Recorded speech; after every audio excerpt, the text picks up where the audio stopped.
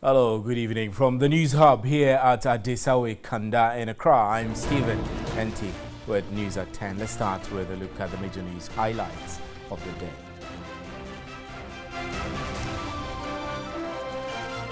The remains of former UN Secretary General Kofi Annan has arrived in Ghana from Switzerland, where he died on August 18. The body of the late Secretary General was accompanied by his wife, Nani Maria, children and some UN officials. The remains were received with a brief ceremony led by the Ghana Armed Forces and President Akufo-Addo at the Kotoka International Airport. The public will be allowed to file past and pay their last respect at the Accra International Conference Center.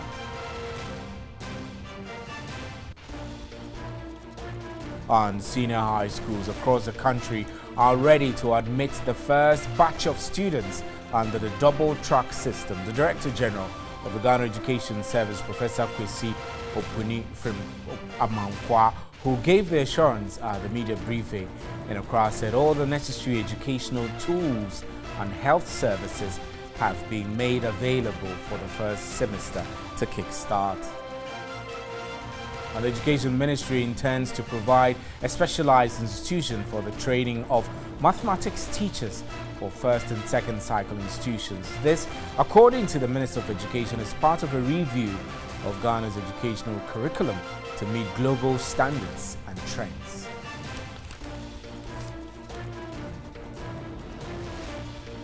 On the international front, Tanzania's President John Magufuli has urged women to stop taking birth control pills, saying the country needs more people. Magufuli said people who use family planning methods were lazy.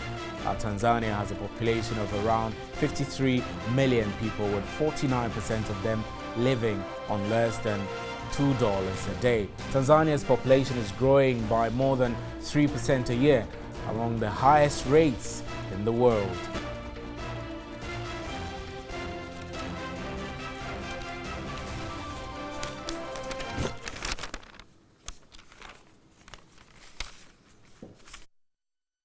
Those are our major news highlights. Remember, you can follow us on Facebook and on 3news.com. You can also hear me on 3FM 92.7. Let's start with our very first story. The remains of former UN Secretary General Kofi Annan has arrived in Ghana from Switzerland, where he died on August 18. The body of the late Secretary General was accompanied by his wife, Nani Maria, children and some UN officials. The remains was received with a brief ceremony led by the Ghana Armed Forces and President Akufo-Addo at the Kotoka International Airport. The body has since been moved to the Accra International Conference Center, where it will lie in state. The public will be allowed to file past and pay their last respect at the conference center on Tuesday, September 11. On Thursday, a solemn burial service will take place, and the service will be attended by UN officials, heads of state, diplomatic delegations, and the general public.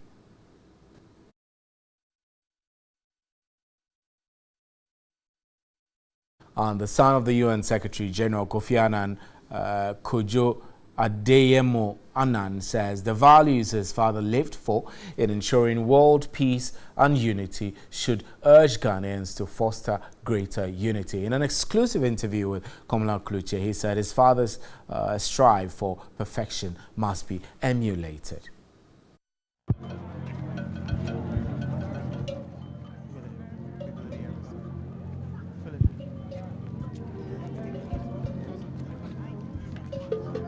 How much would that be missed? It would be greatly missed.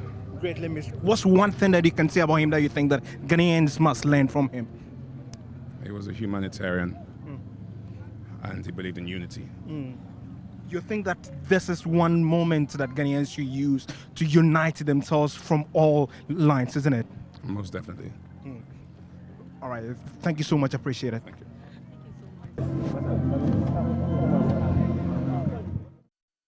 And government is set to announce its decision on digital migration in the coming weeks after failing to meet the target. Minister of Communications Ursula Owusu-Ekufo spoke with Alfred Akansey earlier from South Africa. We will be making an announcement in the next couple of weeks. So just hold it right there, because we're working very hard to be able to make sure that we had challenges with power, but I think that has been resolved now, power to the sites. And so within the next few weeks, we'll be inviting all of you stakeholders to make an announcement about the timelines for our digital transition process. Great. That's on the cards. I see. But so in the next few weeks, we should expect an announcement from you. Absolutely.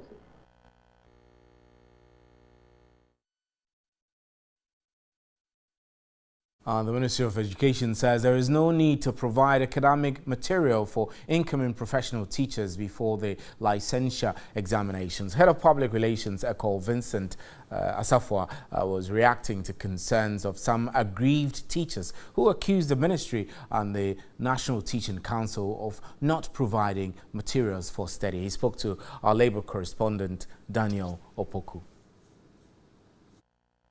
The candidates converged at Accra College of Education to write the licensure exams.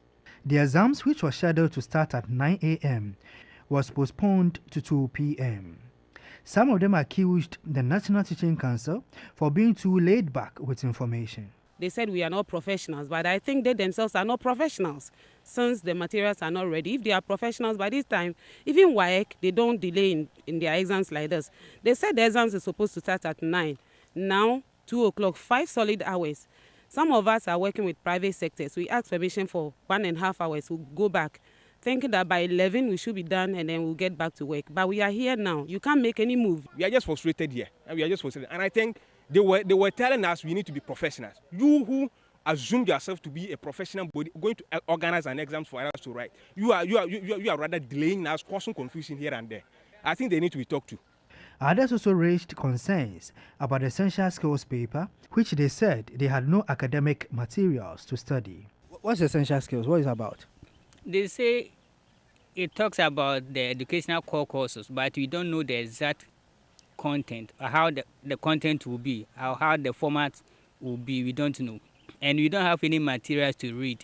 I'm not the only one who is frustrated because, as you can see, my colleagues to everyone is equally confused. We don't know what we are supposed to do now because no one has given us an official notice or announcement as to what is happening. However, the head of public relations at the Ministry of Education, Ecole Vincent, disagreed. A teacher is not supposed to be throwing blows with a student. These are the ethics that we are talking about. So we should be able to test these things that, do you have the temper? Do you have the charisma? Do you have the courage to be able to deal with all these things in the classroom? And that is what we are testing for. So I do not see why there should be necessarily a manual for art professional teachers incoming to be able to read through. We are just supposed to test that the Ghana teacher standards that they are going to exhibit in their various classrooms is being adhered to, and that is what we are going to do. He again pleaded for the late start of the exams. Of course, being it first time, even with the WASI that we've written for over years, even in our various universities, sometimes they are bottled next year, and I'm not glorifying myself in the challenges that have come. But these are things that are expected. But that notwithstanding, as I said, we have our team on the grounds to deal with the issues that are actually, as it were, coming up. The incoming professional teachers will write 3 papers, which include essential skills, literacy, and numeracy. And still on education, the Minister for Tertiary Education, Professor Kwesi Yankah, says teachers who did not get the opportunity to write the maiden licensure examinations, which commenced today, Monday, September 10, will have another chance early next year. The start of the exams was delayed by about 5 hours. Adjoa Adobia Owusu has more. 980 eligible candidates were expected to write the examination at the Ola College of Education Center. The candidates, some of who were nursing mothers, were not happy about the late start of the exams. I came here with a 5-month-old baby, and since morning we have been here and not heard anything about it. The food that I bought has been finished, and I'm hungry.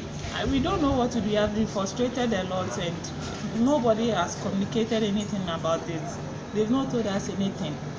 the Minister for Tertiary Education, Professor Kwesi Yanka, charged the first batch of candidates to put up their best to become a reference point for the next batch. Makes us very proud of all of you for being candidates for this first ever move by the Ghana Education Service, by the Ministry of Education, by the government of Ghana. The ministry has decided that there's going to be a second opportunity for those who missed this particular exam, and that sometime next calendar year, they may be given the opportunity to write the exam. But you can beat your chest and say that you are the pioneers of it all, and you are going on the right side of history. Apologizing for the delay in starting the exams, he said the license would give the teachers worldwide recognition.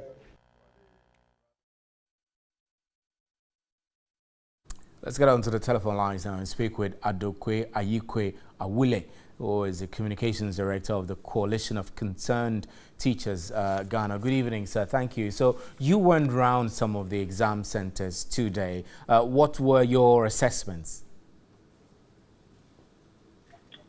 Thank you very much, and good evening to all your viewers.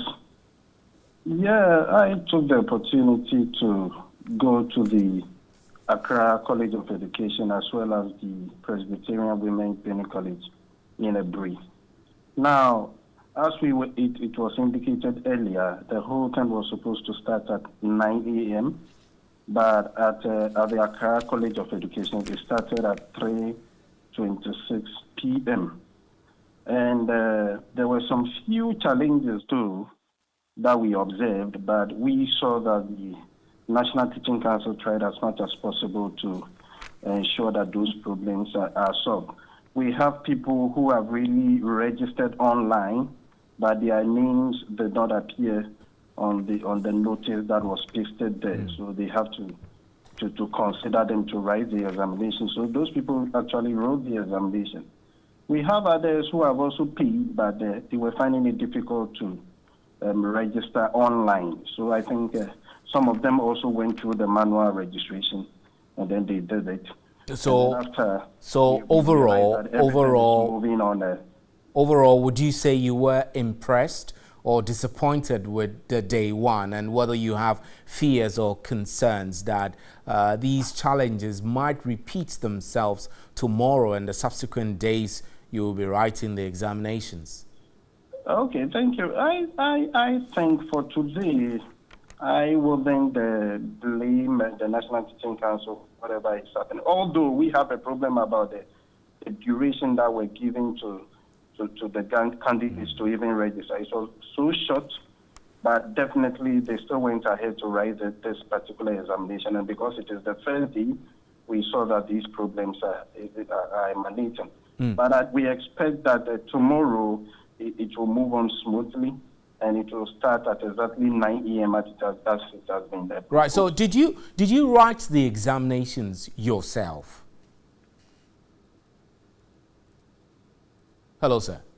You said did I? Yeah, I'm asking if you personally, whether you sat for the exams or you did not. No. I didn't take part of Teachers who are already in the service are not writing this. Are not writing this to come into the service. That's fine. But stakeholders, we just went around to observe what is happening. That's right. So what actually, the reason I asked that question is for you to tell me if you have an idea of what type of assessments these teachers wrote, what type of questioning and things they did, and what you make of those. Now, we have a problem. Initially, we have already told the National Teaching Council that we have a problem with the content of the examination. Actually, today what they wrote was essential professional skills. We don't have a problem with this particular paper because it is more or less practical. It will ask you practical questions, what we are going to do here in them. But we have a problem with the numeracy and the literacy they are talking about. Because when it comes to the literacy, you are going to write an essay, and we think they've already written English language, they've done it, literature and all those things, and they've passed. So if they pass that one, why are they going to write another essay? But when it comes to the numeracy, they are writing measurement, equations, data collection, but do you think there is a limit? Do you think there is a limit to the extent by which teachers should improve their numeracy? I mean, and reasoning, because these are continuous demands of your profession. So if you wrote an examination in school and your assessment is also this, in my opinion, that's pretty reasonable, isn't it? Now, you have a point there, but at the same time, if they have already written an examination, they've gone through all this content, and they have written an examination and they have been certified that they passed that particular examination. That is why I said I don't have a problem with the essential professional skills. You see, so it should be more practical. It should be on the practical. I mean, they've been in the classrooms. There should be something more practical as a licensure examination. And I think using 3 days to write a licensure examination, to me, it's over. They are burdening them too much. They're burdening. So you would want something to be 1 day. You want this to be 1 day or a couple of hours, and you're done with it. Hello, sir. If you are comparing it to that of the nurses, they write just one paper, A and section A and B, and that they are done with it. Okay. Because it is just looking at the professionalism that they have acquired. So why should it be first day, the second day, literacy, third day, numeracy? I think we should plan the whole thing again. But actually, we are observing, and definitely we'll go and sit down with the National Teaching Council. Right. And then we'll also put everything that we have on the table. Ms. Ayigua Wile, we're grateful for your time. Thank you extremely. This is News at 10. We're broadcasting live from the News Hub at Adesawe Kanda. You can also hear me on 3FM 92.7. We're streaming on our Facebook page and on 3news.com. We'll be right back.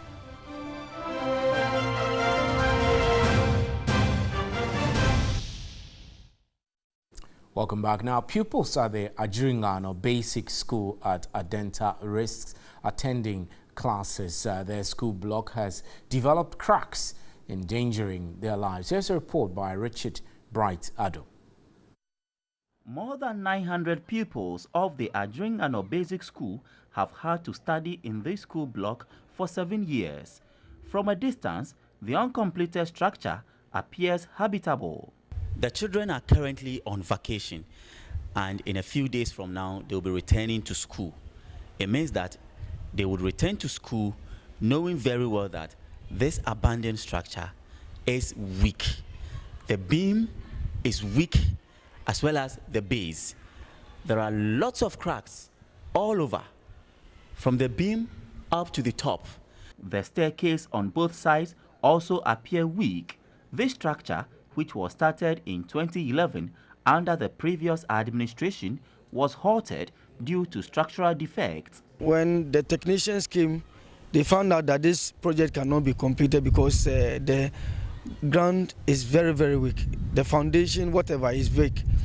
So they did their soil integrity and whatever, and they said they can't put any structure on top. We also don't have anywhere to house our children. This one, you can verify from the headmistress. That's what she told me, that anytime it threatens to rain and then the wind blows, you see the building shaking, so they have to run out of the building. Some old blocks on the compound are also in poor shape. The windows are broken with no immediate plans for repairs.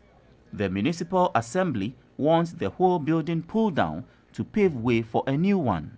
We need a kitchen to go provide the food to the kids from the school feeding program.